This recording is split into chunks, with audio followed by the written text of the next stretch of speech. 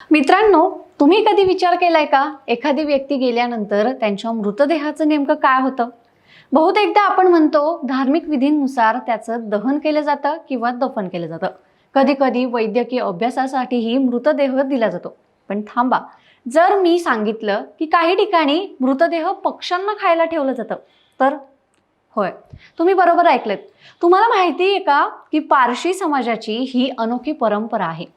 इराणमधून भारतात आलेला हा पारशी समाज जरी संख्येने कमी असला तरी समुदायाने उद्योगांपासून ते लष्करापर्यंत सर्व क्षेत्रात अफाट योगदान दिले. पण त्यांच्या अंत्यसंस्काराची पद्धत खास आहे. पारशी धर्मात मृतदेहाला आग लावणं किंवा जमिनीत दफन करणं हे पवित्र तत्वांना अपवित्र करणारं मानलं जातं.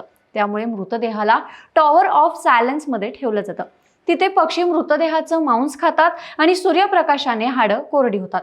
मग ती हाडं जमा केली जातात. किती अनोखी पद्धत नाही का? पण आता ही परंपरा फारच दुर्मिळ झाली आहे. आज फक्त कोलकात्यामध्येच एकमेव टॉवर ऑफ सायलेन्स उरलंय. तरीही पारशी समाज या परंपरेला जपतो. तुम्हाला याबद्दल आधी माहिती होतं का? कमेंटमध्ये नक्की सांगा आणि हा व्हिडिओ शेअर करायला विसरू नका.